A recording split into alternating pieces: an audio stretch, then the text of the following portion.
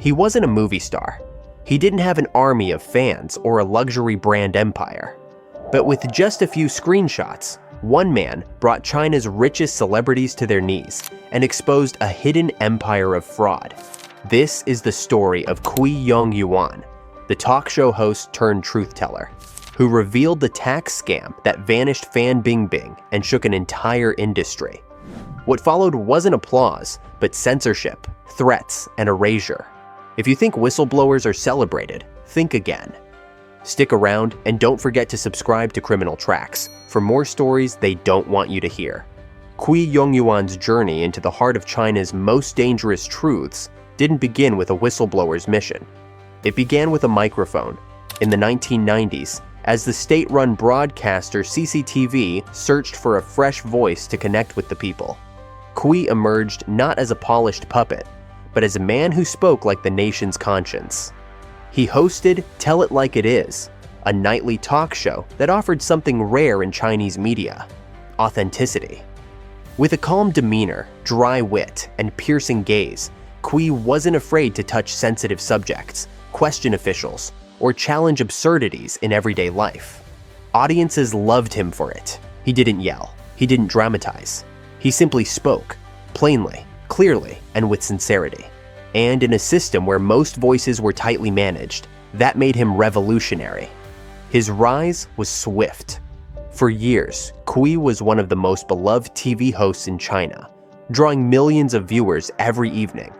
But fame never sat comfortably on his shoulders. As the pressure of national exposure mounted, cracks began to form behind the scenes.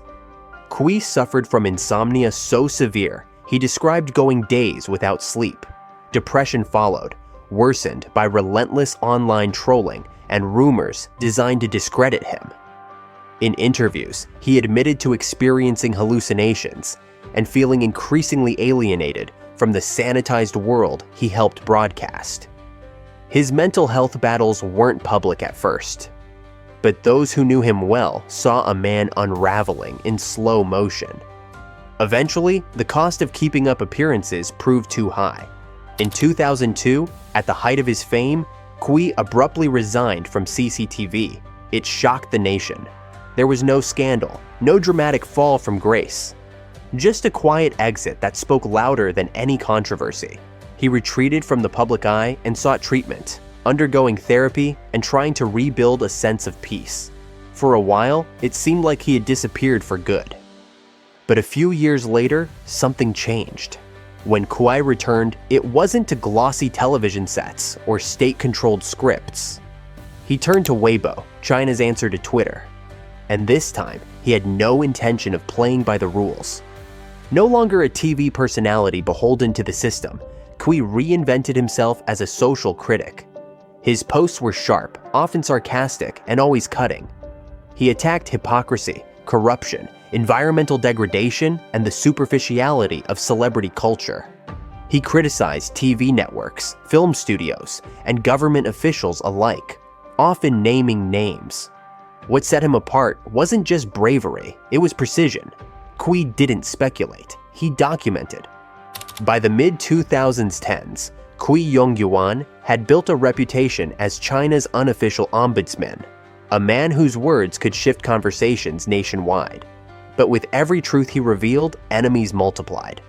The entertainment industry, once amused by his provocations, began to see him as a threat. Powerful producers, actors, and directors saw their reputations crumble under his scrutiny. Some tried to fight back with lawsuits.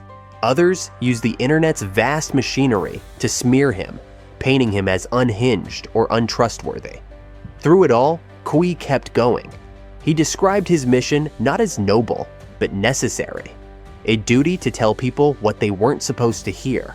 And yet, the deeper he dug, the more dangerous it became.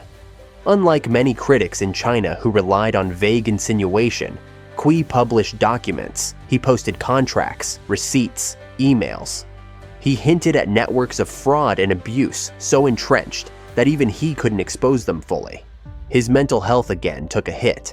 In long late-night posts, he vented about the loneliness of telling the truth, the fear of what might happen next, and the toll it was taking on his family. He spoke of being followed, of threats, of paranoia that didn't feel paranoid anymore. In one post, he confessed something chilling, that if anything happened to him, people should assume it wasn't an accident. That was the environment he now lived in, where simply sharing a fact could invite disaster. Yet he refused to stop. His followers grew, and so did the tension. Cui no longer just reported, he warned. And when the moment came that would define his legacy, the leak that would bring down Fan Bingbing, the nation realized just how far he was willing to go. But that story would come later. First, there was a man, broken and rebuilt, who chose the hard path not for glory, but because silence had become unbearable. Cui Yongyuan wasn't just exposing others, he was daring the system to look at itself in the mirror, and in doing so, he became something China had almost forgotten it could produce. A rebel with nothing left to lose. The moment that shook the Chinese entertainment industry and put Cui Yongyuan directly in the crosshairs came with a simple post. In May 2018, Cui uploaded a pair of photographs to his Weibo account. They showed two versions of the same film contract. One listed a payment of 10 million yuan, the other 50 million. The actress named in the documents was none other than Fan Bingbing, one of the most famous and powerful stars in China. With just a few clicks, Cui had confirmed what many had only whispered about for years: the use of Yin-Yang contracts to evade taxes. One contract for the authorities, one for the real money. In a country where tax evasion is not just frowned upon, but seen as a betrayal of state authority, the implications were nuclear. The impact was immediate and seismic. Within days, government regulators launched an investigation. Fan Bingbing disappeared from public view entirely. No explanation, no interviews, no official statement. Her absence became an international mystery, with news outlets across the globe speculating whether she had been detained, arrested, or worse. For 3 long months, one of China's biggest stars simply vanished. The message was unmistakable. Cui hadn't just exposed a celebrity scandal. He had triggered a political earthquake. Eventually, Fan re-emerged with a groveling public apology and a massive fine, nearly $130 million in taxes and penalties. But by then, the damage had been done. The tax evasion revelations led to sweeping crackdowns across the entertainment industry. Actors, producers, and studios scrambled to revise their records and distance themselves from shady accounting. Authorities introduced stricter tax compliance rules. Many celebrities went silent, deleted posts, or canceled appearances. The government used the scandal to assert control, reminding everyone that fame, wealth, and influence mean little in the face of centralized power. And Cui Yongyuan? He became the man who had pulled the curtain back. But the accolades didn't last. If Cui expected to be celebrated for his bravery, he was mistaken. While the public applauded him, the industry closed ranks. Powerful figures who had long enjoyed impunity now saw him as a liability. Rumors spread that Fan Bingbing wasn't the only one implicated by Cui's files, that he had a trove of documents implicating other top stars, directors, and business executives. Cui didn't deny it. In fact, he hinted at more to come. But those hints came with warnings. He described the backlash he was facing: defamation, lawsuits, coordinated online harassment. At one point, he even shared that someone had threatened to kill him. The attacks weren't just digital. Cui's family members were reportedly followed and harassed. Friends were questioned. His health worsened again. His once vibrant Weibo page went quiet for weeks at a time. When he resurfaced, his tone was more cautious, his posts more cryptic. He spoke of shadowy forces and the feeling of being watched. Supporters feared for his safety. Detractors painted him as paranoid or mentally unstable, a strategy often used in China to discredit dissidents without directly engaging with their claims. The government, for its part, walked a careful line. On one hand, Cui had helped them demonstrate authority by exposing tax evasion and embarrassing the elite. On the other, he had done it independently, without state approval. and that made him dangerous.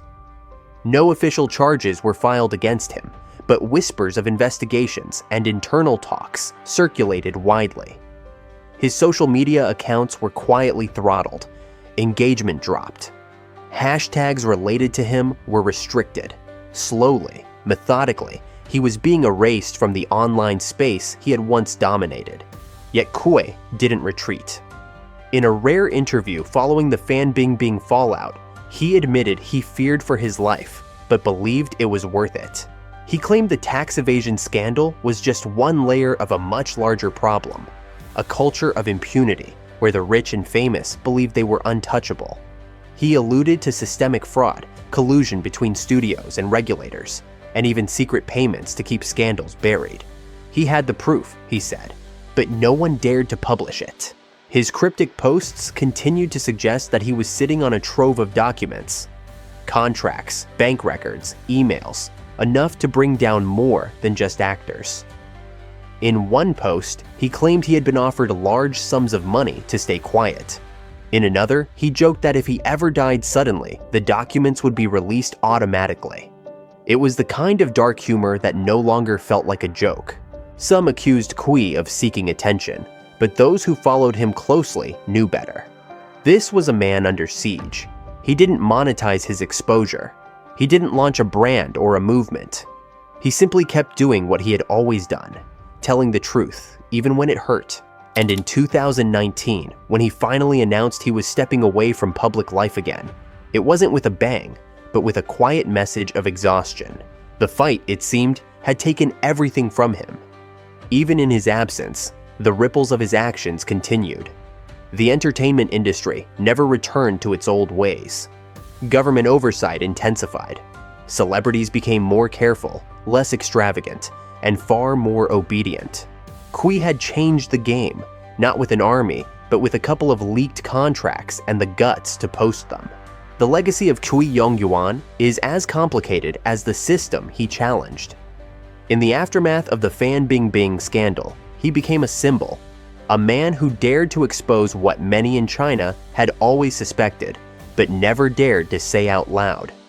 But symbols are dangerous, especially in a state that thrives on control. Cui had stepped outside the narrative, and the price for doing so was isolation.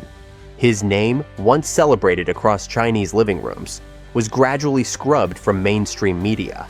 Invitations disappeared, opportunities dried up, and most tellingly, even his supporters fell silent, either out of fear or resignation. The very people who had cheered his courage began to pretend he didn't exist. Yet Cui never asked to be a hero. From the beginning, he made it clear that his revelations weren't born out of political ambition or rebellion. They came from outrage. His disgust at the hypocrisy of those profiting from a broken system drove him more than any ideology. And that's part of what made him such a threat. He couldn't be easily categorized or dismissed. He wasn't a politician, a dissident, or an activist. He was a broadcaster, a storyteller, someone who knew how to speak to people, and who had once been embraced by the very establishment he later exposed. Some believe Cui wasn't acting entirely alone. Speculation swirled that his leak was backed by political factions inside the government itself, a pawn in a larger power struggle, possibly used to embarrass rivals or enforce loyalty within elite circles. Fan Bingbing's fall, they argue, was less about taxes and more about optics, a timely public shaming that allowed Beijing to demonstrate strength and humility in the face of growing wealth inequality. Cui's role in this theory was both convenient and disposable. Once the damage was done, he was discarded. He has never confirmed or denied such theories, and perhaps he never will. What cannot be denied is that Cui Yongyuan transformed public perception in China. He made corruption visible. He took tax evasion, normally buried in dense reports or vague accusations, and gave it a face. He made it real. For ordinary Chinese citizens watching stars flaunt their wealth while they struggled with rising costs and stagnant wages, Cui's revelations weren't just satisfying. They were a form of justice. Even if only symbolic, they showed that the powerful could be brought low. That someone, somewhere, still had a voice loud enough to shake the walls. But even as he earned admiration, Cui was paying a devastating price. His mental health worsened again after the scandal. In interviews, he appeared more tired, more withdrawn. Friends described him as cautious, always looking over his shoulder, always weighing his words.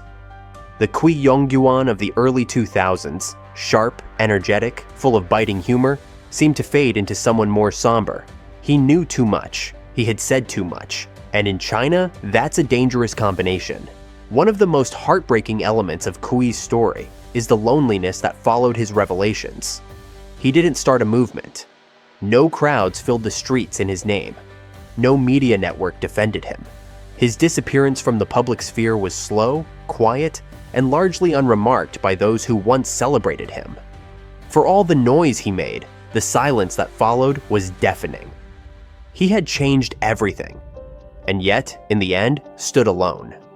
Still, Cui Yongyuan's impact cannot be erased. Even now, years later, his name remains a reference point when discussing celebrity scandals, tax crackdowns, and government control. He is whispered about in classrooms, debated on forums, and occasionally quoted in thinly veiled posts. He may no longer have the spotlight, but the echo of his voice remains. A reminder that truth, once spoken, cannot be unspoken. In the end, Cui's story raises a painful question. What does it mean to do the right thing in a system that punishes honesty? Is he a hero or simply someone who refused to lie? Some say he should have kept quiet, protected himself, and lived a comfortable life. Others argue he did what no one else had the courage to do, and for that alone, he deserves our respect.